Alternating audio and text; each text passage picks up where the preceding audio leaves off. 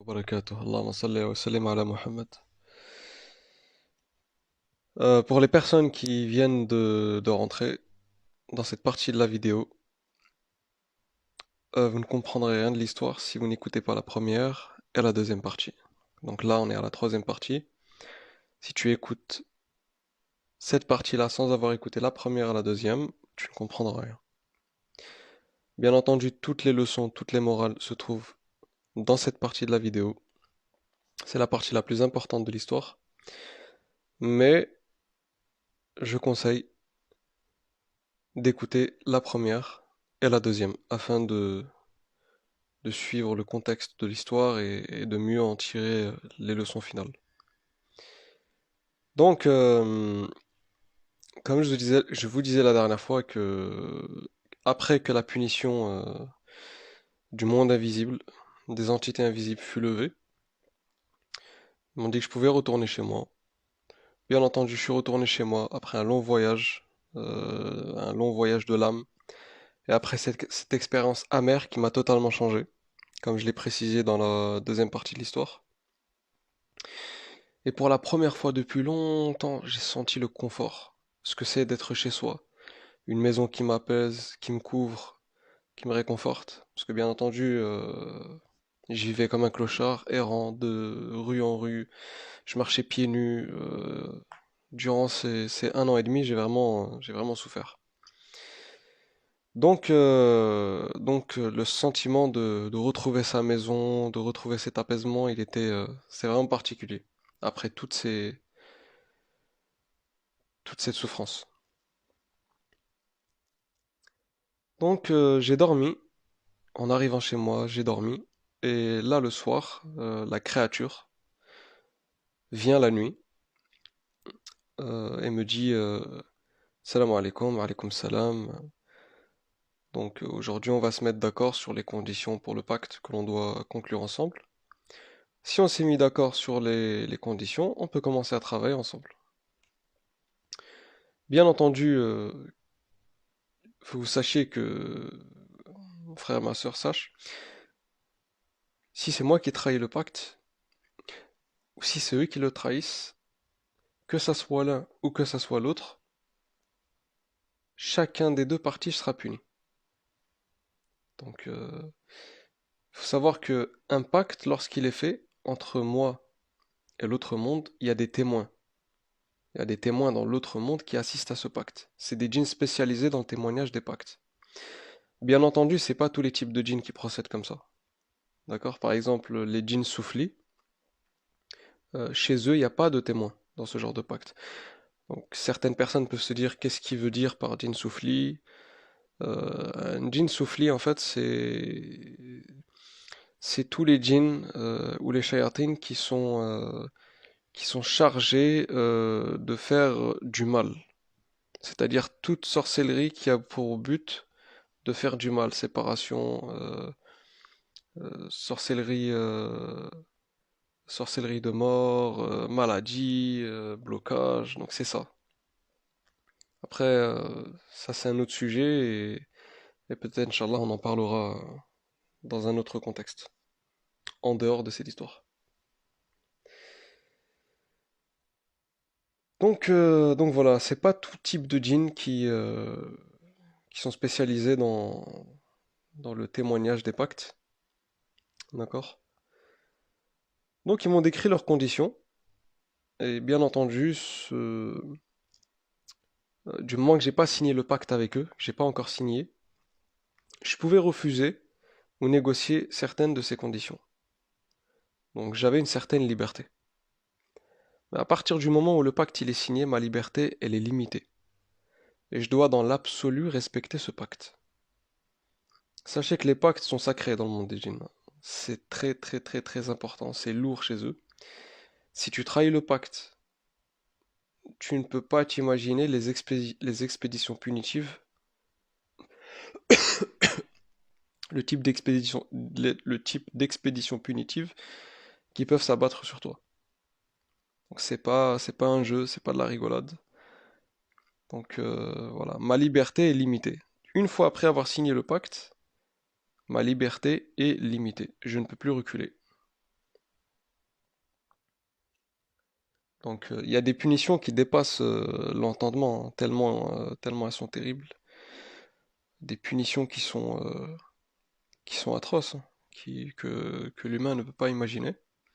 Et il y a des punitions qui sont moins dures, moins difficiles, en fonction du type de djinn avec qui tu conclus l'accord ou tu conclus le pacte, et en fonction de l'erreur que tu commets. Bref, passons aux conditions. Donc la première des conditions, c'était que si je me marie avec une femme par leur intermédiaire, et qu'il me facilite ce mariage, je ne dois pas rester avec elle plus d'1 an.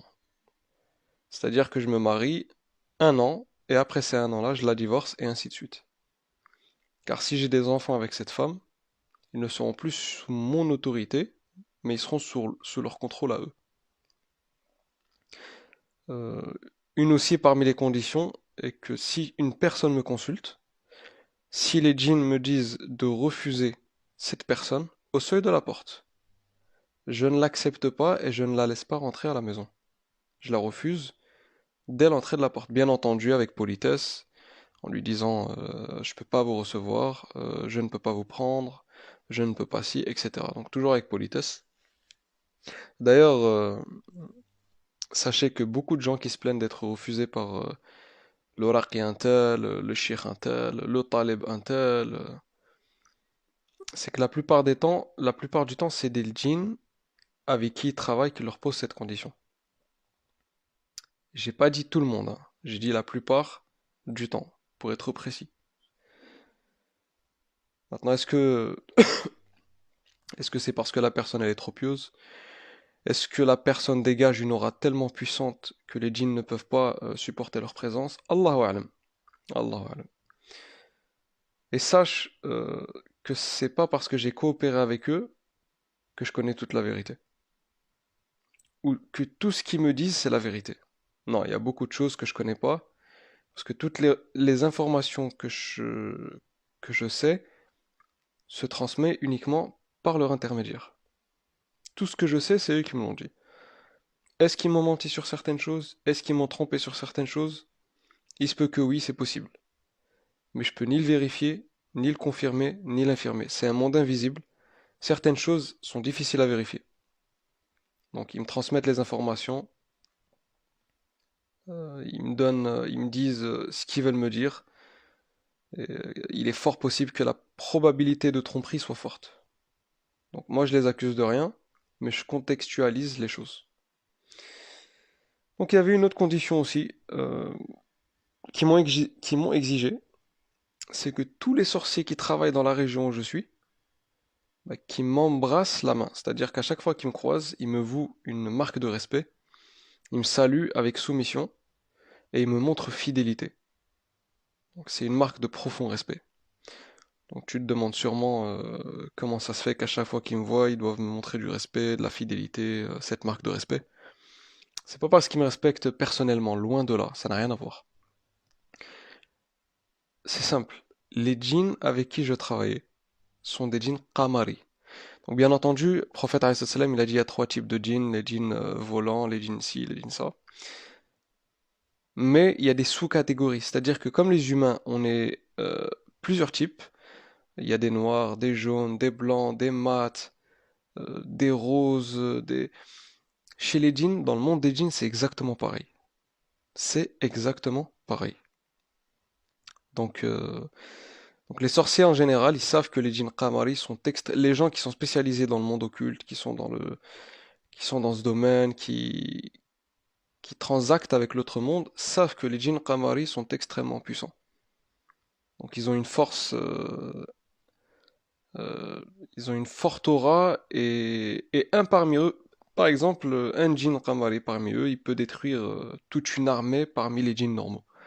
Donc c'est un type de djinn. Donc il y a les hawaii, il y a les ma'i, il y a les turabi, il y a les... Bref. Ça, ce genre de choses, ce genre de détails se trouve que dans dans les livres utilisés par ce genre par des sorciers ou par... donc il y a certains détails qui sont pas détaillés dans les textes scripturaires du Coran et de la Sunna. Donc c'est Allah Azza wa Jal quand il parle de ce domaine-là dans le Coran, Il ne le détaille pas. Il nous donne l'essentiel et le plus important. Donc, bref. Donc, quand les autres sorciers me voient, ils savent que que ce qui m'entoure est dangereux en quelque sorte. Et par marque de peur et de respect, les djinns qui travaillent avec ces sorciers, ils leur ordonnent de me montrer ce profond respect et cette soumission pour ne pas rentrer en conflit avec les djinns qui m'entourent. Les sorciers qui me saluent ne savent pas à la base que les djinns avec qui je travaille sont des djinns qamariyin. Et ils savent pas même pourquoi les djinns qui travaillent avec eux leur demandent de me saluer. Ils sont pas censés le savoir. Ils se disent peut-être que je cache derrière moi un secret, que je suis quelqu'un de très pieux, que je suis quelqu'un de dangereux, donc voilà. Et il faut savoir aussi une chose, c'est que beaucoup de personnes pensent que Iblis, ça c'est moi qui le dis, hein, c'est pas le narrateur, c'est moi en question. Beaucoup de personnes, entre parenthèses, pensent que Iblis, c'est le djinn le plus puissant, le plus fort, c'est lui le roi de tous les djinns, les shayatins, ça c'est faux.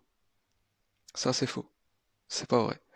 Iblis, il a plus de science. C'est celui qui a le plus d'expérience, c'est celui qui a le plus de science. Il a, il a des soldats qui travaillent avec lui, mais tout djinn travaillant avec les sorciers ne font pas particulièrement ou spécialement partie des shayatins du royaume d'Iblis. Les shayatins du royaume d'Iblis, ils sont décrits dans le Coran. وَحِفْظًا مِنْ كُلِّ شَيْطَانٍ مَارِدٍ. Al-marada min ash-shayatin, ce sont des shayatins qui sont acharnés dans la mécréance, dans le kufr. Donc tous les djinns travaillant avec des sorciers ne sont pas forcément des soldats d'Iblis. Et parfois même certains djinns se détestent parmi eux, entre eux. Donc il faut savoir que aussi que tous les sorciers je vous donne une parenthèse hein, courte, tous les sorciers qui utilisent le Coran, qui souillent le Coran pour se rapprocher du diable, pour obéir au diable, qui insultent la religion, l'adhan, c'est pas les sorciers les plus dangereux. Ça, c'est une rumeur qui s'est étendue chez les gens, que les sorciers les plus dangereux, c'est ceux qui souillent le Coran pour se rapprocher du diable. Ce genre de sorciers, ce sont des sorciers qui utilisent les shayatins, les djinns souflis. D'accord? Et c'est des types de shaytans très faibles. Donc, la seule chose qu'ils peuvent faire, c'est séparer un couple, rendre une personne dépressive. Voilà, c'est des choses comme ça qui sont... en fait, ils sont limités dans leur capacité de nuire en général. C'est pas les types de shayatins les plus puissants. Et Iblis, c'est pas le shaytan le plus fort, physiquement. C'est une erreur. Il a le plus de science, certes, il a le plus d'expérience, certes. Mais c'est pas le shaytan le plus puissant et le plus fort. D'ailleurs, il n'y a aucun texte qui le mentionne. Et un verset du Coran, d'ailleurs, qui va dans ce sens-là, où lorsque Suleyman a demandé au djinn qui lui rapporterait le trône de la reine de Saba. Et là, Allah Azza wa Jalla, il dit وَقَالَ عِفْرِيتٌ مِنَ الْجِنِّ. Il n'a pas dit وَقَالَ عِفْرِيتٌ مِنَ الشَّيْطَانِ ou مِنَ الشَّيَاطِينِ. Il a dit وَقَالَ عِفْرِيتٌ مِنَ الْجِنِّ. Donc à ce moment-là, le djinn qui lui a proposé son service, c'était un djinn soumis à Suleyman, c'est-à-dire musulman. Il était soumis à Suleyman alayhi salam. Donc il y a d'autres versets où Allah Azza wa Jalla il dit وَالشَّيَاطِينَ minhumul ghawasin, etc. Où Allah Azza wa Jal, quand il utilise les types de djinns qui travaillent pour Suleyman, parfois il dit wash shayatin et parfois il dit wal djinn. Il faut savoir que djinn et shaytan, c'est les mêmes créatures, mais sauf que les shayatin, ils ont un degré de mécréance et ce sont des rebelles. Et ce qu'on appelle djinn, non. Donc on voit ici qu'Allah Azza wa Jal n'a pas dit waqala ifritun min ash-shayatin ou min ash-shaytan. Non, il a dit min al-djinn. Donc, ce qui montre ici que c'était lui le plus fort de ses collègues parmi les djinns. Bref. Quoi qu'il en soit, les shayatins ou ceux qui travaillent sous le royaume d'Iblis, c'est une erreur de croire que ce sont les plus forts, parmi les créatures des djinns. Voilà. Après, il y a d'autres textes, il y a d'autres, mais c'est un long sujet. Bref, revenons à l'histoire. Parmi les conditions aussi, ils m'ont demander des encens à brûler, à des jours particuliers que eux, ils me précisent. Et en fonction du mouvement des étoiles et des mouvements lunaires. Ça peut être une fois tous les 40 jours, approximativement. Ça peut être une fois tous les 30 jours, ça dépend. Donc, bien entendu, il n'y a pas de rituel ou d'incantation pendant l'allumage de ces encens. J'allume uniquement les encens et c'est tout ce que je fais. Il n'y a pas de shirk ou de paroles, voilà. Il faut savoir aussi, entre parenthèses, euh, ce que je veux vous expliquer aussi, donc pas le narrateur mais moi. Pourquoi les djinns demandent à ce que les sorciers allument de l'encens, certains encens? Et pas spécialement des encens tels que le hiltit, il y a des encens qui sont super mauvais. Pas spécialement cela, hein, parce que ce type de djinn là, Qamari, demandait des encens, certains parfums, certaines odeurs, mais plus qui allaient vers la bonne odeur. En fait, les djinns se renforcent à travers ça. C'est-à-dire ils se nourrissent en quelque sorte à travers ce genre d'encens. Parce qu'il faut savoir qu'ils sont créés de feu ou de la partie la plus ardente du feu, c'est-à-dire de ce qui se dégage du feu, pas de la flamme, mais ce qui vient juste en haut de la flamme, c'est-à-dire la chaleur. وَخَلَقْنَا الْجَنَّ مِنْ قَبْلِ مِنْ مَارِجٍ مِنْ نَارٍ. Donc l'encens, quand il est brûlé, physionomiquement se rapproche de ce feu qui brûle et de ce qui se dégage. En fait, ils se nourrissent, ils se renforcent. C'est-à-dire que les encens leur font du bien, quoi. C'est comme une sorte de nourriture. Ça aussi, c'est un sujet à part entière. De quoi se nourrissent les djinns, etc. On en parlera peut-être dans une autre vidéo. Et enfin, la dernière condition, enfin pas la dernière, mais je vous ai pas dit toutes les conditions, bien entendu, car il y a certaines conditions, si les gens les entendraient, ça pourrait les nuire, et ils pourraient les utiliser pour d'autres intentions. Donc voilà, donc c'est pas des conditions où il y a du shirk, mais je préfère pas les dire, car juste le fait de les entendre pourrait nuire à la personne qui m'écoute, consciemment ou inconsciemment. Donc la dernière condition est que je n'arrête pas ce travail jusqu'à la mort. Je continue, je pacte avec eux jusqu'à la mort. Et si j'arrête, si j'arrête, bah, vous savez ce qui m'arrivera, ça sera un châtiment et une punition terrible. Donc on s'est mis d'accord, on a signé le pacte, et ils m'ont dit de sortir les livres afin qu'ils puissent m'apprendre comment les utiliser. Parce qu'il faut savoir que ce sont des livres qui sont codés. L'utilisation d'un livre n'aura aucun effet si je ne suis pas le codage pour leur utilisation. Car la première partie du livre, euh, la première partie, par exemple, j'ouvre un livre, la première moitié du livre se trouve dans le livre un tel, la deuxième moitié se trouve dans tel livre, le programme de ce livre se trouve dans la page du livre un tel, dans le chapitre d'un tel, c'est tout un langage codé que seuls les djinns connaissent euh, pour pouvoir me guider dans leur utilisation, afin que personne ne puisse utiliser ces livres de manière autodidacte, sans être assisté par les djinns. D'ailleurs, c'est pour ça qu'Allah Azza wa Jalla dit يُعَلِّمُونَ النَّاسَ السِّحْرَ يُعَلِّمُونَ النَّاسَ السِّحْرَ. Les sorciers les plus aguerris, les vrais sorciers, pas les sorciers qui... parce que certains sorciers écrivent des talismans, écrivent des choses, les donnent aux gens, mais c'est commercial et ils n'ont pas vraiment de pacte avec ces djinns-là. Ils prennent un livre, ils le lisent et ils recopient ce qu'il y a dans le livre et ils donnent aux gens. Donc il n'y a absolument aucun effet. Mais les vrais sorciers, ce sont ceux qui apprennent directement cette science chez les djinns et les shayatin. C'est pour ça qu'Allah dit يُعَلِّمُونَ النَّاسَ السِّحْرَ وَمَا كَفَرَ سُلَيْمَانُ وَلَكِنَّ الشَّيَاطِينَ كَفَرُوا يُعَلِّمُونَ النَّاسَ السِّحْرَ وَمَا أُنزِلَ عَلَى الْمَلَكَيْنِ بِبَابِلَ هَارُوتَ وَمَارُوتَ. Donc, chaque sorcier aguerri se sert de livres. D'accord? Aucun sorcier travaille sans être guidé par ces livres et sans avoir de djinn comme professeur ou shaitan. Par exemple, si les talismans sont utilisés d'une manière incorrecte, les djinns ne répondront pas présents, même si tu travailles avec eux. C'est comme un appel téléphonique, si tu te trompes de numéro, tu n'arriveras pas à joindre la personne en question, même si tu la connais à la base. D'ailleurs, sache que les symboles présents dans les talismans, ils sont plus profonds que ce que tu peux t'imaginer, et plus compliqués à étudier.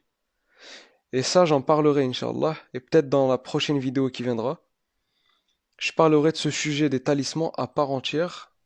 Donc moi, le frère, pas le narrateur, et je développerai tout de A à Z sur les talismans, sur la manière d'utilisation que les sorciers utilisent, les types de talismans, etc., etc., Inch'Allah. Donc c'est pas juste de simple écriture ou des symboles, mais ce sont des codes chiffrés et des messages codés qui font transiter directement du monde réel à l'autre monde. Même si je travaille avec les djinns et que je me trompe dans les symboles ou les programmes de sorcellerie, ce que je vais faire n'aura aucun effet et j'atteindrai pas le but que je souhaite dans mes actions. Ah oui, j'avais aussi oublié une de leurs conditions. Ils m'ont mis aussi comme condition que toutes les sorcelleries de mal, hein, telles que Sihr al-Qatl, sorcellerie de crime, sorcellerie de séparation, sorcellerie de maladie, blocage, etc., etc., ça ne faisait pas partie de leurs actes et ni même de leurs capacités et de leur domaine. Donc moi, ce que je pouvais faire, je pouvais traiter certains mots occultes, réconcilier les gens, réconcilier les gens, faire aimer les gens entre eux, leur apporter une certaine notoriété, une certaine place, leur apporter plus de risques, c'est-à-dire de risques, attirer plus de clients dans leur commerce. Tout ça, c'était ma spécialité et leur spécialité aussi. Bien entendu, lorsque je dis ça, quand je vous dis je pouvais faire ça et je faisais ça, c'est pas parce que j'en étais fier. J'expose seulement le contexte dans lequel j'étais auparavant. Donc après qu'il m'ait appris le programme contenu dans le livre, les symboles, les talismans, leur utilisation, etc., etc., j'apprenais tout cet apprentissage a duré pendant 40 jours. C'est pas une science facile. C'est pas ce genre de choses, c'est pas une science facile qui s'apprend comme ça et on ne devient pas sorcier du jour au lendemain. Donc il y a des étapes à franchir et pour ma part, ça a duré à peu près 40 jours. Ils m'ont aussi appris des langages codés entre moi et eux, euh, afin que je puisse comprendre en direct lorsque les clients rentrent. Par exemple, lorsqu'un client rentre et il enlève ses chaussures, lorsque le djinn bouge ses chaussures d'une manière particulière ou retourne ses chaussures, alors je devais comprendre que soit je pouvais l'accepter, soit je le refusais, soit si... Bref, ils m'ont appris plein de langages codés et cryptés afin que qu'ils puissent me faire parvenir un message sans forcément qu'ils me parlent directement ou que je les vois. Donc voilà, il y avait des contextes où ils ne me parlaient pas directement, je les voyais pas directement. Quand je vous dis les voir, c'est pas leur voir sous leur vraie apparence, parce que les djinns on peut pas les voir sous la vraie apparence. Donc ils prennent des apparences et ils communiquent comme ça. Donc on a commencé à travailler ensemble. Et je suis pas resté longtemps dans le quartier où Sheikh El-Mahi habitait. J'ai appelé certains proches de ce cheikh en leur expliquant que j'ai pris la relève et je veux avoir un endroit plus propice pour travailler. Donc ils m'ont trouvé un endroit plus adéquat pour ça. Cheikh El-Mahi, il faut savoir qu'il habitait dans un quartier populaire. Ils m'ont trouvé un local ressemblant à un local de commerce, un endroit ressemblant à un local de commerce, juste au pied de la maison où il habitait Cheikh El-Mahi. Les gens venaient, une personne, deux personnes, la troisième, quatrième, cinquième, jusqu'à ce que ma réputation elle grandit. Et je fus connu dans toute cette région, et les gens venaient de plus en plus. Et ils venaient de tous les endroits, et de plus en plus loin. Ma situation financière grandissait, elle s'est améliorée de jour en jour. Et à ce moment-là, les gens qui venaient me voir faisaient partie uniquement de la classe moyenne. Donc il n'y avait pas encore de gens importants, haut placés. C'était uniquement des gens de la classe moyenne, voire modeste. Parfois je recevais des profs d'université. Mais je suis pas arrivé à un point où je recevais des grandes personnalités, ou des hommes d'affaires, ou des gens riches. Un jour parmi les jours, un homme m'a consulté. Il y a un homme qui m'a consulté pour un souci d'impuissance.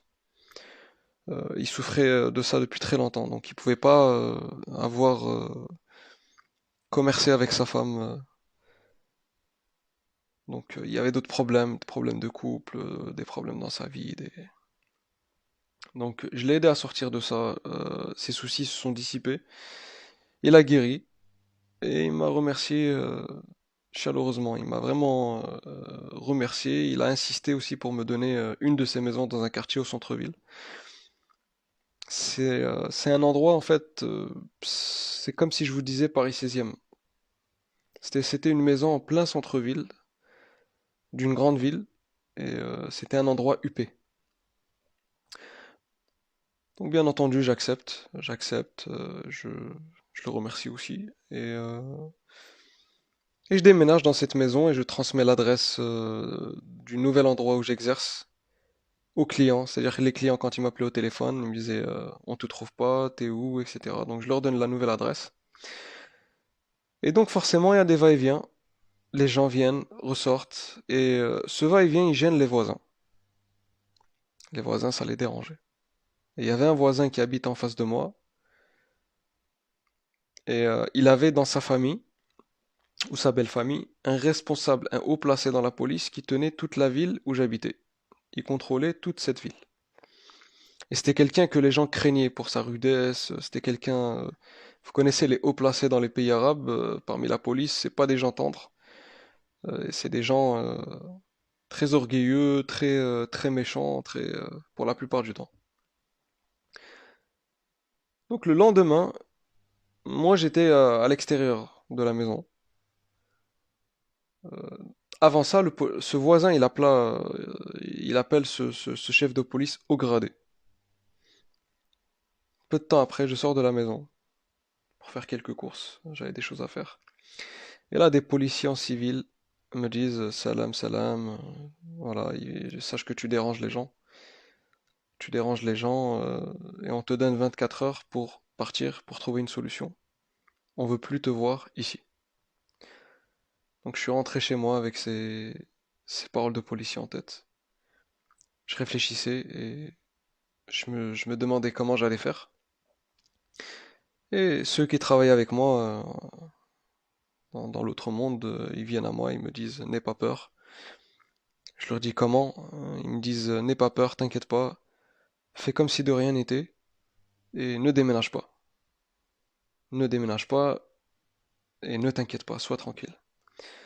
Le lendemain, j'ai prié Salat al-Fajr.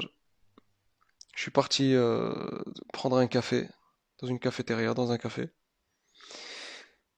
Ensuite, je suis parti au marché pour faire quelques courses.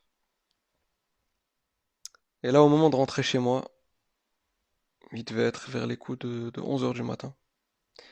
Lorsque j'arrive à hauteur de la porte d'entrée, une voiture s'arrête devant moi. Une voiture s'arrête.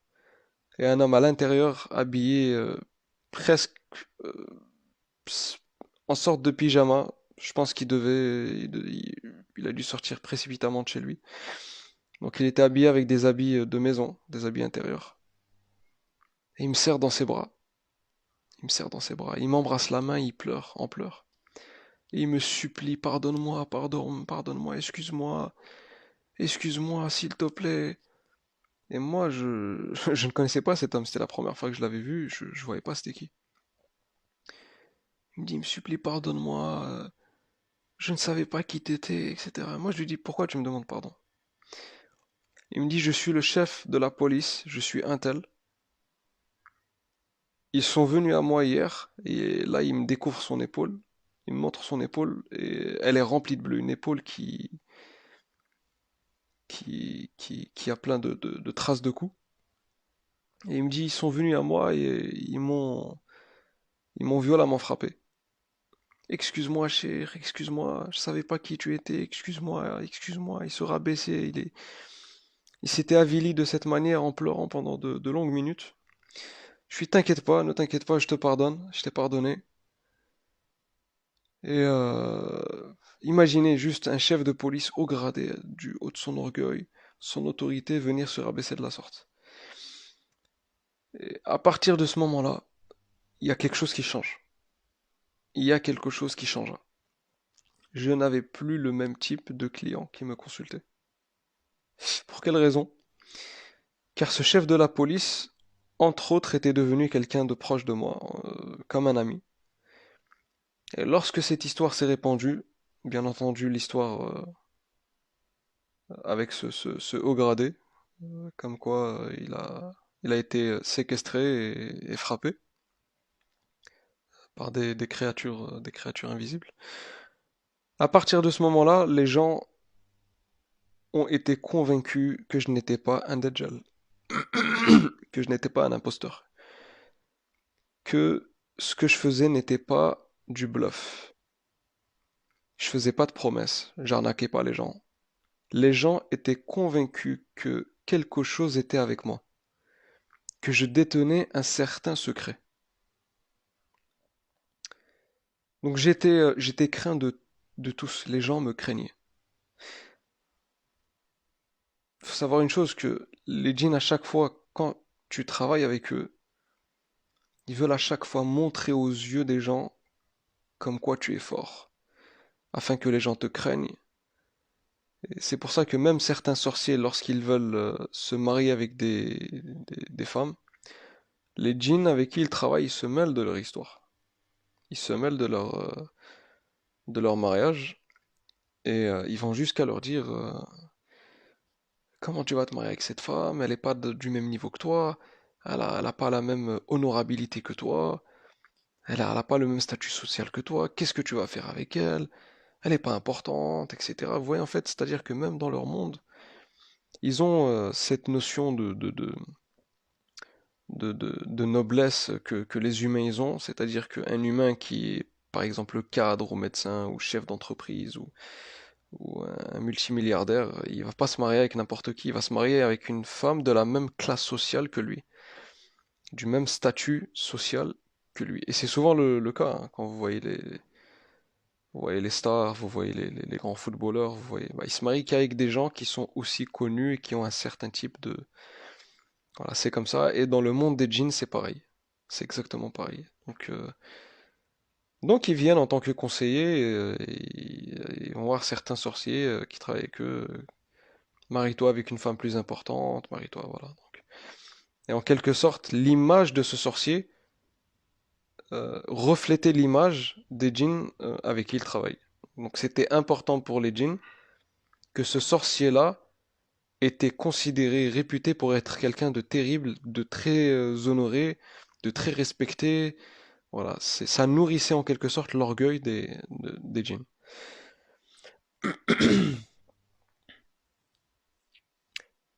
Donc à partir de ce moment, comme je vous disais, ma célébrité elle a explosé. Des juges venaient me consulter, des gens importants, des hommes d'affaires, des gens riches. J'étais tellement consulté et j'avais tellement de monde que je pouvais pas recevoir tout le monde.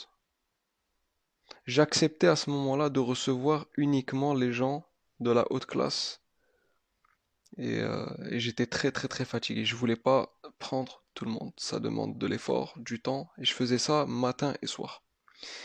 Et je voyageais par la suite en Europe, je voyageais dans tous les pays du monde, je voyageais beaucoup. Juste entre parenthèses, les gens qui pensent qu'en Europe, les gens, les pays très développés, ils n'ont pas beaucoup de sorciers, que les sorciers ils sont que dans les pays sous-développés, que dans les pays arabes, en Inde, en Afrique, tout ça c'est faux. Tout ça c'est faux. Tous les sorciers sont présents dans tous les pays du monde. Il n'existe pas un pays sans sorciers. Toute religion et toute origine confondue. Chez les Chinois, chez les Indiens, chez les Français, chez les Belges, chez les Américains, chez les Arabes, Il n'existe pas un pays sans sorciers. Quand je dis sorcier, c'est travailler avec l'autre monde. Donc, euh, donc voilà, c'est parce qu'il y a des rumeurs qui disent que voilà, les Européens, ils sont pas forts dans ce domaine, et que ce domaine, il vient beaucoup des Arabes, des Africains, C'est totalement faux. Que ça soit au Mexique, au Canada, au Japon, chaque pays a ses sorciers. Donc revenons au sujet. Donc je vivais mieux que certains présidents et certains rois, voire mieux que dans l'absolu. Pourquoi? Pourquoi mieux que les rois et mieux que les présidents? Car les gens respectent les rois et les présidents uniquement lorsqu'ils sont en leur présence. C'est-à-dire devant un roi, devant un président, ils vont faire bonne figure, bonne image, ils vont les respecter. Mais lorsqu'ils ont le dos tourné, ils parlent sur leur dos, ils font de la médisance, ils se moquent d'eux, ils les insultent. Et en général, les rois et les présidents, ils sont détestés. Dans notre siècle, la plupart, hein, presque tous les rois et présidents, hein, ils sont détestés par leur peuple et c'est pas une surprise. Donc voilà, ils sont respectés quand ils sont en face d'eux et quand ils ont de l'eau tournée, bah, ils reçoivent insultes, bref. Par contre, à la différence en comparaison avec moi, c'est que les gens avaient peur de moi, me respectaient, et même entre eux et leur nefs, bien entendu, ils faisaient tout ce que je leur ordonne, en pensant que je savais tout d'eux, que j'étais au courant de ce qu'ils faisaient dans le secret, dans l'apparent, ce qu'il y avait dans leurs pensées. En fait, ma vie n'était pas ordinaire. Ils me craignaient dans un sens où ils ne pouvaient pas, même derrière moi, me faire des coups bas ou m'insulter ou me détruire mon image. Ils avaient peur. Pourquoi? Parce qu'ils savaient que derrière moi, il y avait un autre monde, il y avait quelque chose de surnaturel.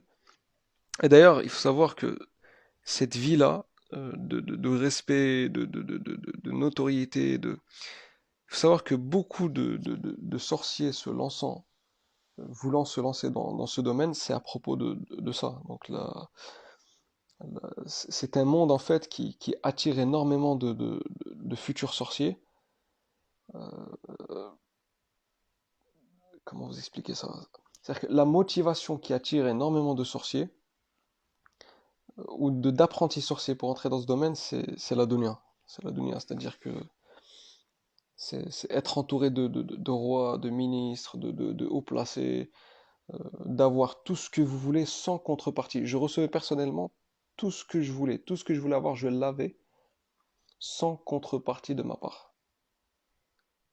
Je demandais des choses, je les avais, les gens étaient à mon service et me respectaient. Et c'est ce qui tente beaucoup de personnes pour rentrer dans le monde de la sorcellerie. Donc j'étais célèbre jusqu'à qu'un incident arriva. Un incident arriva. Et c'est un incident qui va bouleverser ma vie. Il y a un homme dont je connaissais le père dans le passé, à l'époque où Sheikh El-Mahi était encore vivant. Et c'était un homme que j'appréciais énormément. Concentrez-vous bien sur ce que je vais vous dire. Car à partir de ce moment-là, il va y avoir un tournant dans ma vie. Donc cet homme me dit, ma femme est en colère. Il se plaint de sa femme. Il me dit, ma femme est en colère. Elle m'a quitté, elle a laissé les enfants. Donc il était en train de pleurer, hein. Limite il paraît en pleurant. Je suis en dépression, j'arrive plus à manger, je dors pas. Je t'en supplie, aide-moi, s'il te plaît. Je lui dis d'accord, viens demain. Reviens me voir demain. Le lendemain, il revient me voir et je lui propose, je lui dis est-ce que je peux faire médiateur? Est-ce que je peux réconcilier entre toi et ton épouse? Je peux essayer de lui parler. Il me dit non, non, c'est impossible. Impossible, j'ai tout essayé. La seule chose que j'ai besoin, c'est que tu fasses quelque chose pour la faire revenir vers moi. Je lui ai dit ok, et je vais faire, et j'ai fait. J'ai fait ce que... Une semaine après que j'ai fait ce que j'avais fait, il m'appelle et il me remercie chaleureusement, il me dit t'as besoin de quoi que ce soit, je suis là, merci beaucoup, etc., etc., bref. Je me suis aussi rappelé qu'après le deuxième jour où il m'a consulté, je suis parti à la Umrah, j'ai fait la Umrah.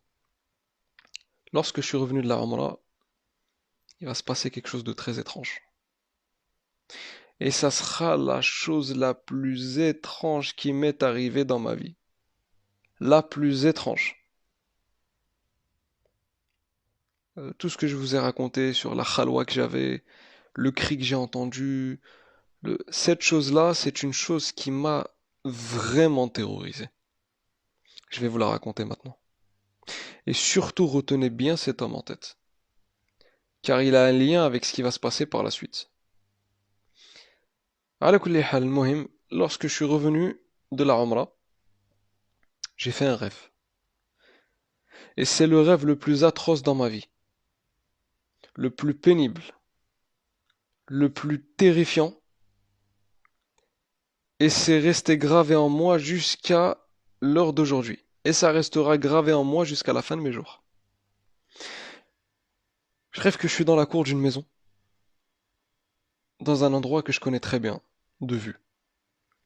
Et c'est dans la ville où j'habite. Mais cette maison-là, je la connaissais pas. Dans cette cour, je vois deux personnes. Ils m'ont pris par les bras, ils m'ont dirigé au milieu de cette cour, ils m'ont creusé une tombe, et ils m'ont enterré vivant. Vivant, vivant, ils m'ont enterré vivant.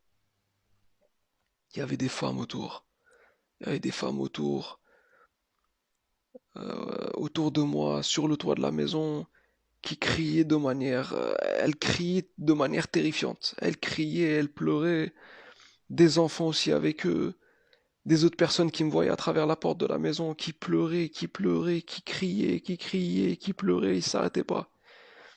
Imaginez-vous, vous êtes entouré de personnes, de femmes, d'enfants, de personnes qui crient, qui vous regardent, qui crient, et qui crient, et qui crient, et qui pleurent, et qui pleurent, et qui s'arrêtent pas, ils s'arrêtent pas, ils s'arrêtent pas.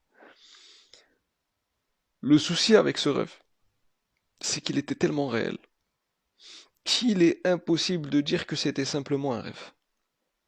Lorsque je me faisais envelopper du linceul blanc et qui me jetait dans la tombe et qui couvrait mon visage de terre, tout en étant vivant, je sentais l'odeur de la terre à 100%. C'était réel et j'étais aussi libre de mes mouvements dans le rêve comme en réel. Je mourais à petit feu, je m'étouffais. Exactement comme dans le rêve. Tout était réel, c'était pas un rêve. Tout était réel. Et lorsque j'agonisais et que l'âme quittait mon corps, je retournais sur terre vivant une seconde fois. Et cette fois-ci, j'apparaissais dans un endroit différent. J'apparaissais dans une des chambres de cette maison, pas dans la cour. J'apparaissais dans une des chambres. Et je cherchais à fuir et à sortir de cette maison. En courant, en ouvrant les portes, pour m'enfuir. Car je sais que si ces deux personnes m'attrapent encore une fois, ils me remettront dans la tombe. Et je réussis à sortir de la maison, et je cours, et je cours, et je cours dans les rues, et je demande de l'aide aux gens. Je parle à tout le monde, je leur dis, je leur demande de m'aider à sortir de cette situation et que deux personnes me suivaient et que deux personnes voulaient me mettre dans une... Bref, je vois un bus dans le rêve.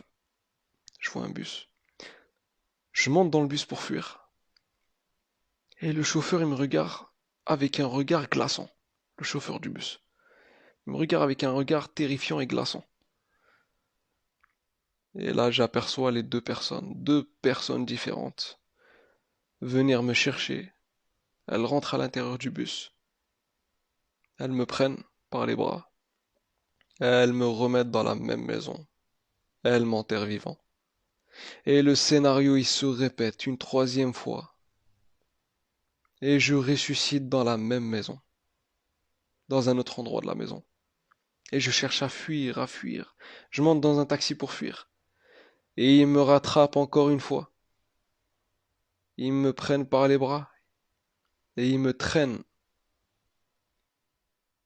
comme un chien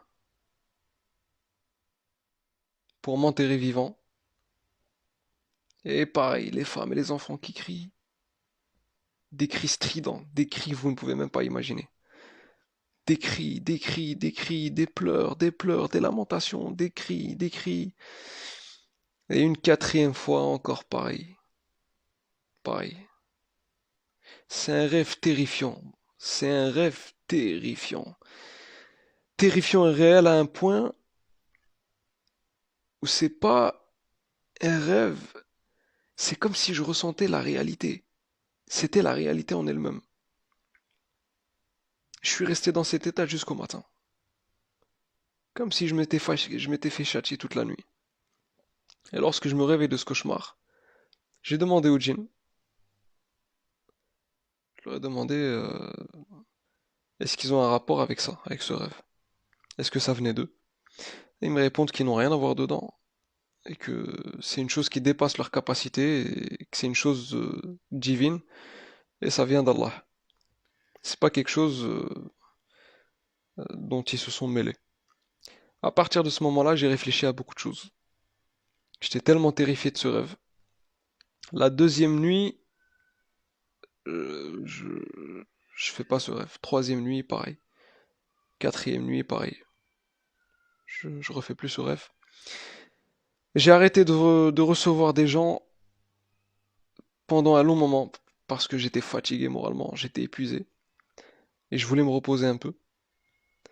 Donc un mois après, je refais le même rêve. Un mois après, le même rêve.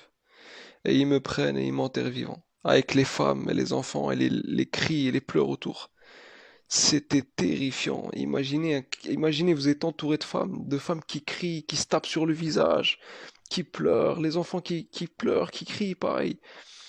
Faut vraiment le vivre pour le comprendre. C'est un sentiment terrifiant.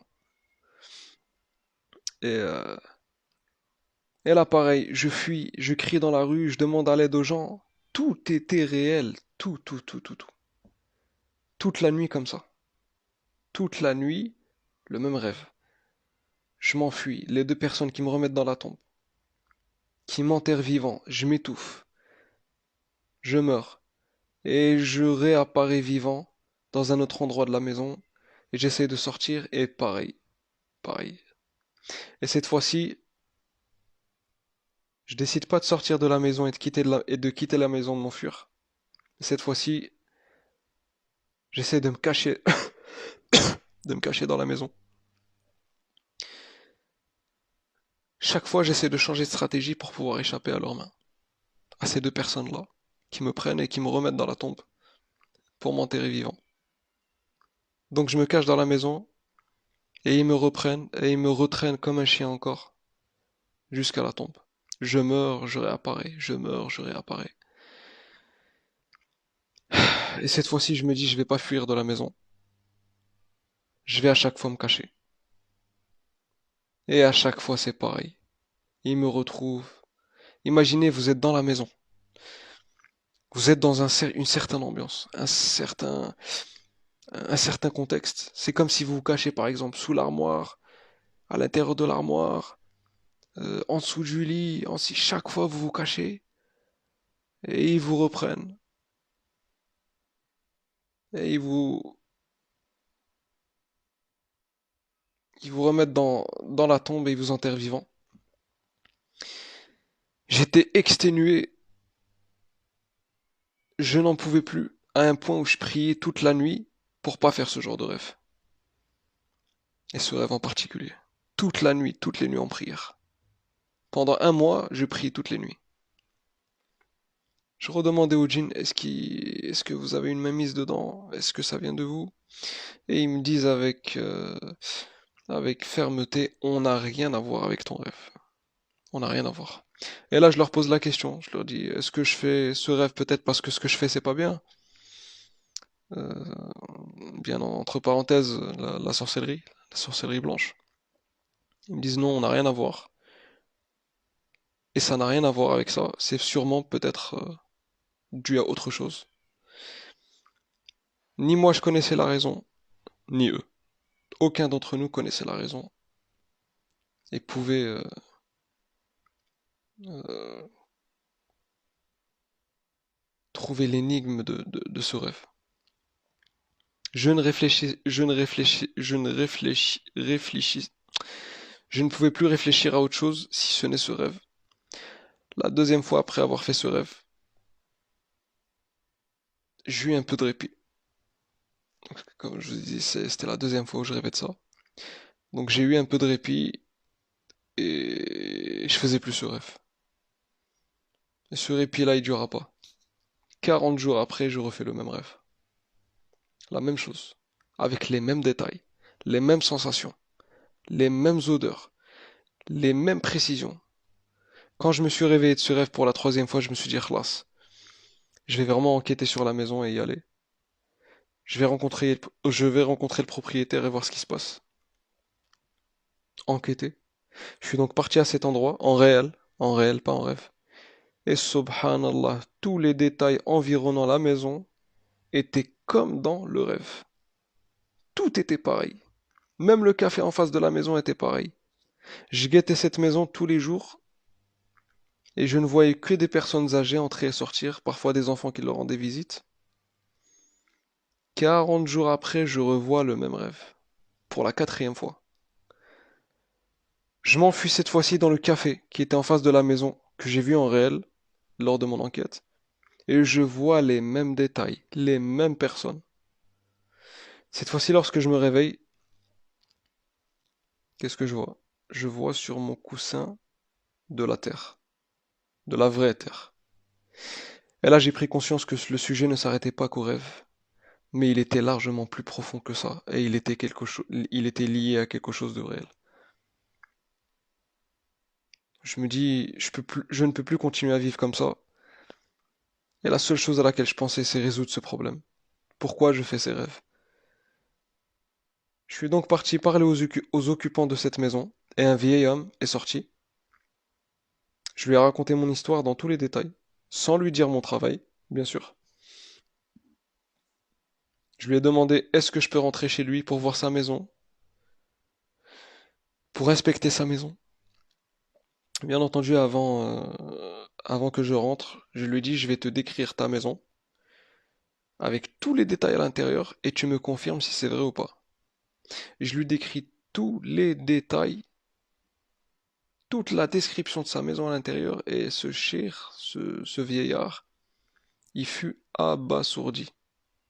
Je lui ai même donné les détails de sa maison qu'à la base lui-même ne connaissait pas, pourtant c'était sa maison, et qu'il confirma qu'après avoir vérifié. Donc je me suis mis d'accord avec lui pour visiter sa maison quelques jours plus tard, pas le jour même. Je suis rentré dans la cour de la maison et subhanallah, c'est exactement comme dans le rêve.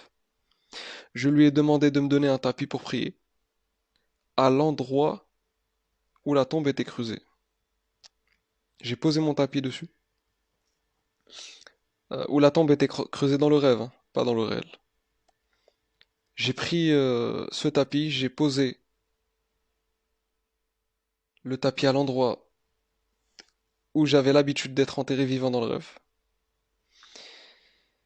Et je demandais à Allah en prière de me montrer un signe qui pouvait me faire comprendre pourquoi je fais ce rêve, pourquoi j'étais torturé psychologiquement. C'était vraiment une épreuve et une torture psychologique, vraiment une torture psychologique dans son terme. Je suis resté 2 mois sans faire ce rêve. Et le rêve revient. Le même rêve. La même chose. Cette fois-ci, dans le rêve, je suis parti me plaindre à la police. Chaque fois quand je fais ce rêve, j'essaie de trouver une autre solution. Cette fois-ci, je vais voir la police. Et c'est la police qui me conduise à ces 2 personnes. Et ces personnes-là me prennent et ils m'enterrent vivant encore une fois. Lorsque je me suis réveillé, je suis reparti chez l'occupant de cette maison, dans le réel, et je lui ai demandé, est-ce que tu peux me raconter l'histoire de cette maison? Et il me dit qu'il a acheté cette maison à une femme. Il l'a acheté là le plus normalement du monde, comme tout le monde, sans aucun problème. Et je lui demande est-ce qu'il peut me raconter l'histoire de cette maison. Il me dit, cette maison, elle n'a pas vraiment d'histoire, c'est une maison qu'on a achetée à une femme. Et je vois pas ce que je peux te dire de plus. Je lui demande est-ce que la maison elle est hantée, est-ce qu'il se passe des choses bizarres. Il me dit non, tout va bien, il n'y a aucun problème. Je lui ai demandé de me donner le contact des personnes qui lui ont vendu la maison. J'ai donc appelé le numéro et c'était pas une femme qui a décroché, c'était un homme. C'était un homme. Je me suis présenté, je lui ai dit que c'était urgent et que je dois lui parler le plus vite possible. Il me dit viens à tel endroit après mon travail. Donc après son travail, je suis parti le rencontrer, on a discuté dans un café et je lui ai raconté mon histoire plus le rêve que je faisais. Il me confirme, il me dit la maison, elle était normale, sans aucun problème, qui vivait, et il rencontrait aucun souci. Et je lui ai demandé avec qui il vivait dans cette maison. Et il m'a dit qu'il vivait avec sa femme. Il était marié et il vivait avec sa femme. Je lui ai demandé si je peux questionner sa femme, même en sa présence s'il le faut, car je voulais absolument la questionner sur tout ce qui pouvait m'aider à résoudre le problème et ce rêve qui était lié à cette maison. Et là, il m'a dit, j'ai divorcé avec ma femme, c'est plus ma femme, je ne sais plus où elle est. Et il m'a donné son numéro, le numéro de son ex-femme, et je lui ai demandé où est-ce que je pouvais la trouver. Il m'a dit, écoute, elle travaille à tel café, dans tel endroit. Le lendemain, je suis parti dans ce café où la femme était censée travailler. Pourquoi? Parce que lorsque j'ai appelé le numéro qu'il m'avait donné son ex-mari, je tombais sur personne, ça sonnait, personne répondait. Donc j'ai pris la décision de me déplacer. Quand je suis arrivé à proximité de ce café, j'ai demandé aux personnes qui travaillaient dedans, est-ce qu'il y a une femme qui y travaille, puisque je ne l'avais pas vue. Donc la femme n'était pas présente dans ce café. Et ils me disent qu'elle ne travaille plus ici.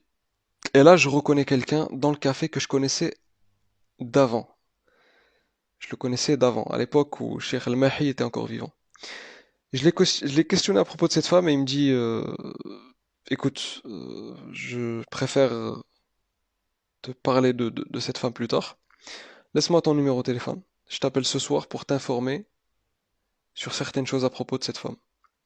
Il m'appelle donc le soir, comme convenu, et il me dit écoute, je suis désolé de te dire les choses de cette manière. Cette femme ne travaille plus au café, mais elle travaille dans la prostitution depuis un moment. Cette femme est devenue prostituée. Je lui dis s'il te plaît, aide-moi à la trouver. Il me dit je vais t'arranger, Inch'Allah, un jour avec elle, afin que tu la rencontres. Et j'ai finalement rencontré cette femme.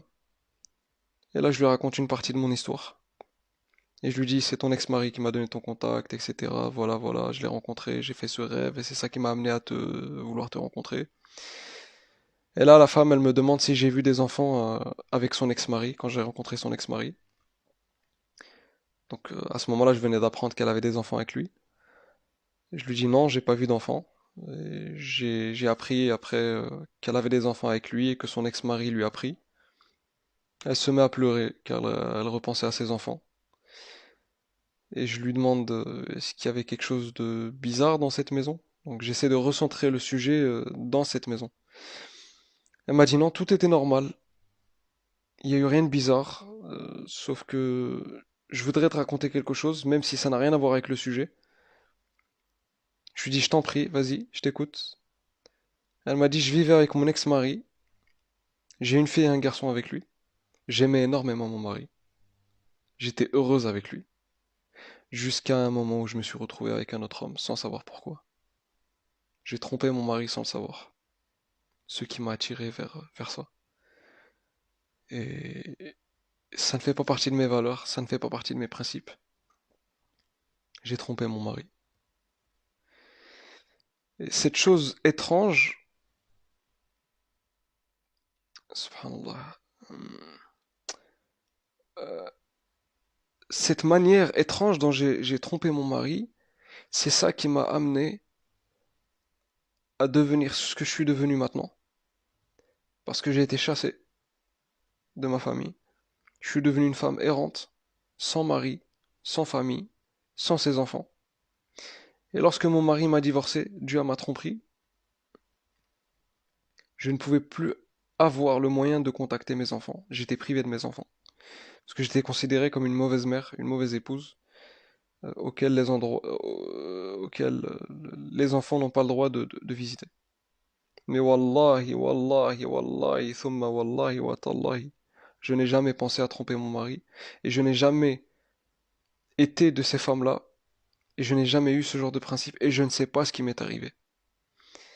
Et je lui ai demandé de me raconter à peu près comment ça s'est passé, qu'est-ce qui l'a amené à tromper son mari, comment elle en est venue à se retrouver avec un homme isolé. Je lui ai demandé de me raconter les détails de ce qui l'a amené les étapes. Et lorsqu'elle me racontait comment ça s'est passé, je me suis aperçu qu'en fait, ce qui l'a poussé à faire ça, ça venait pas d'elle, mais d'une chose qui était en rapport avec le monde invisible. C'était une chose qui était en rapport avec le monde invisible. Je lui ai demandé donc, est-ce que tu peux me dire avec qui t'as trompé ton mari? Elle me dit 1 minute, elle sort son téléphone, elle me montre la photo de l'homme en question, l'homme avec qui elle a eu cette relation extra-conjugale. Lorsque je vois la photo de cette personne, mes jambes ne tenaient plus. Mes jambes, j'arrivais plus à tenir sur mes jambes. J'étais abasourdi. Vous savez pourquoi? Vous savez pourquoi j'étais abasourdi? Car cette personne, c'est l'homme qui est venu à moi en me disant que sa femme l'avait quitté et qu'il veut la récupérer et qu'il l'aime. Vous vous rappelez, je vous avais parlé d'un homme qui est venu me voir. Il m'a dit, voilà, ma femme, elle m'a quitté. Est-ce que tu peux faire quelque chose pour la faire revenir? Ben, il m'avait menti. Il m'avait menti. Alors qu'en vérité, il convoitait cette femme. Et par ma faute, il a détruit une famille entière. Des enfants sans mère. Et une mère errante. Il m'a menti et il m'a utilisé. J'ai détruit une famille. J'ai détruit une famille. Et je suis resté sous le choc. J'ai ressenti une tristesse et une angoisse qui ne se décrit pas. Et à ce moment-là, j'ai compris pourquoi je faisais ce rêve. J'ai compris pourquoi le rêve venait sans cesse, sans cesse, sans cesse. J'ai laissé cette femme en partant et je faisais que réfléchir à ça. Combien de familles j'ai détruit sans le savoir? Combien de personnes m'ont menti? Par ma faute, cette femme s'est mise à travailler dans la prostitution. Et j'ai refait le soir le même rêve. Le même rêve. Terrifiant. Le même châtiment. Le même scénario. Et à ce moment-là, j'étais convaincu que je devais arrêter. J'étais convaincu que je devais arrêter. Que je ne devais plus retourner dans ce monde-là. Mais le problème, c'est pas ça. Le problème, c'est comment faire alors que j'ai fait un pacte avec l'autre monde et que j'ai conclu de faire ça jusqu'à la mort. Comment réparer cette famille que j'ai détruite? Comment me racheter de mes erreurs? Ma seule préoccupation était d'arrêter ce rêve, d'arrêter de faire ce rêve. Et j'étais prêt à tout pour ne plus rêver de ce rêve. C'était un rêve qui m'a épuisé. Un rêve qui me terrorisait. Après un long châtiment toute la nuit, dans ce rêve, qui se répète, où on m'enterre, j'apparais, je ressuscite, on m'enterre, j'étouffe, j'agonise, mon âme part. Je me réveille du rêve et je réfléchis en m'installant dans un café. Et je me dis, j'ai fauté, j'ai fauté. Et la meilleure des choses pour réparer mon erreur est de réconcilier la femme avec son ex-mari et leurs enfants, afin qu'Allah Azzawajal puisse me donner, ou puisse m'accorder le pardon, et puisse lever de moi ce rêve qui me torture. La seule chose que je voulais, c'est que ce rêve disparaisse à vie. J'ai essayé de convaincre mon mari, j'ai essayé de convaincre le mari en lui disant que j'étais la cause de tout ça, que je touchais à la sorcellerie, que voilà, il y avait un homme qui m'a dit ça, il m'a menti, il m'a utilisé, il m'a... Rien, il voulait rien savoir, il m'a pas pris au sérieux et il ne voulait rien comprendre. La seule solution qui me restait pour réparer du mieux l'erreur que j'avais commise, c'était la suivante. J'ai contacté cette femme et je lui ai dit je te veux comme épouse et je veux que tu vives en toute dignité. C'est moi qui dépense pour toi, c'est moi qui m'occupe de toi et je veux que tu cesses de faire ce que tu fais. Et je te demande de me pardonner. Pardonne-moi. Je demande ton pardon, s'il te plaît. Et j'ai fini par l'épouser. Peu de temps après, je l'ai épousée à la sunnatillah wa rasulihi, c'était devenu ma femme. Peu de temps après, j'ai rencontré des gens que son ex-mari respectait énormément. Et ils ont réconcilié entre les enfants et leur mère, tout en convainquant le père de laisser les enfants voir leur mère. J'ai parlé avec l'ex-mari en lui expliquant que j'ai épousé son ex-femme et qu'il n'a pas à s'inquiéter pour ses enfants. J'ai réussi à faire ce travail de réconciliation, alhamdoulilah. Je restais aux aguets par rapport au rêve, je voulais plus le refaire, j'étais terrifié. Peu de temps, je refais le même rêve. Je refais le même rêve.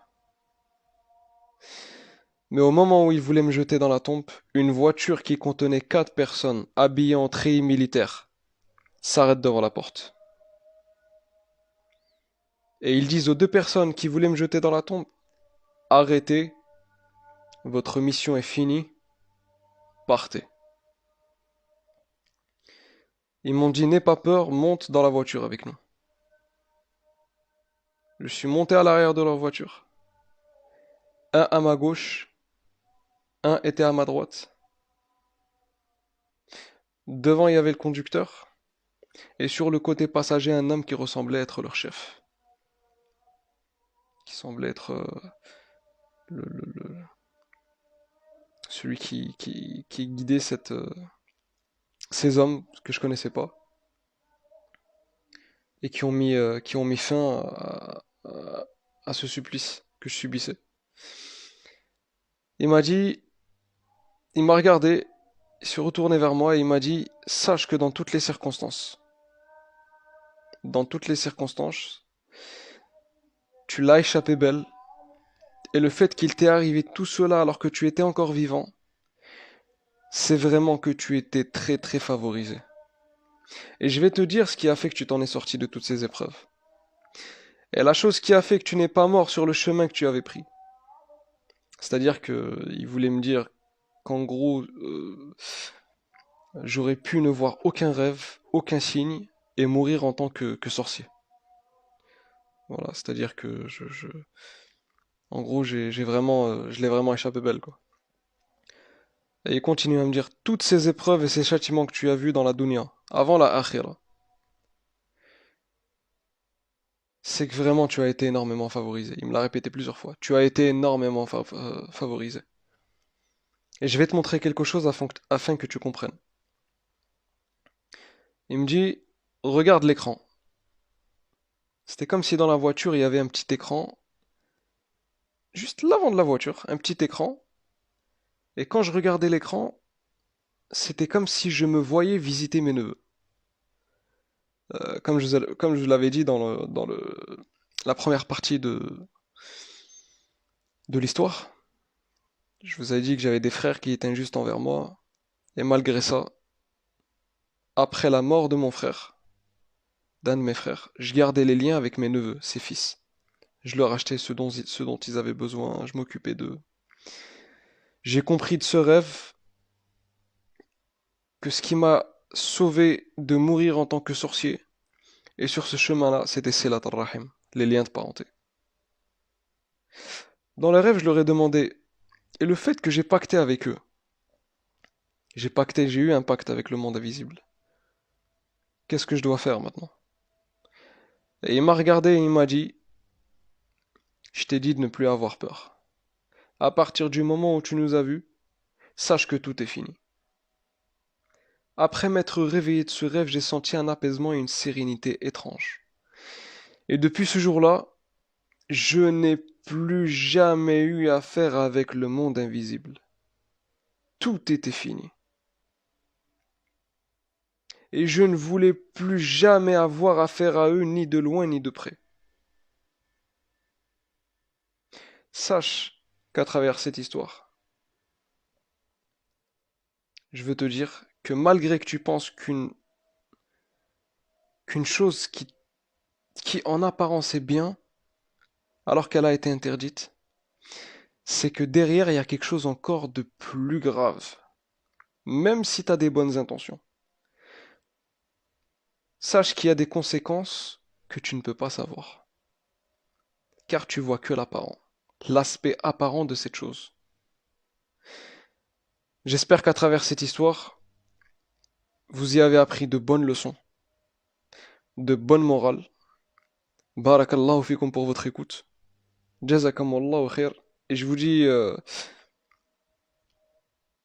sincèrement, même en vous racontant cette histoire, à certains passages, j'avais vraiment la chair de poule. C'est une histoire qui, c'est une histoire vraie qui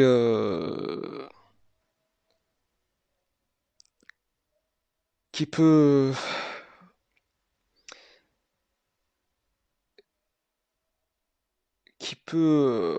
comment dire ça,